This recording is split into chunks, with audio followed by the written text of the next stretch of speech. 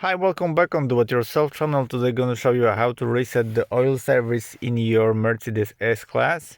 To this operation, turn on your car on the first option of the ignition key here, and now press and hold OK button and phone button together like this.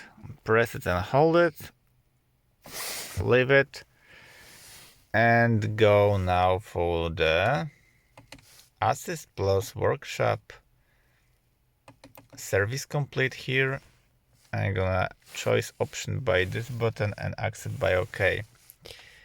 Service complete, service due, and full service here.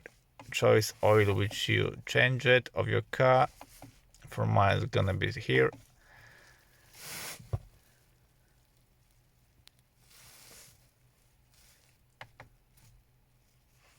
Service due right here, full service, choice other, option defective.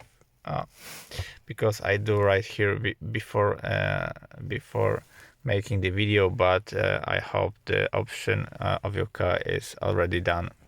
So I hope the video is helpful for you. If yes, you can leave like, leave comment and leave subscribe. See you by next video. Hey.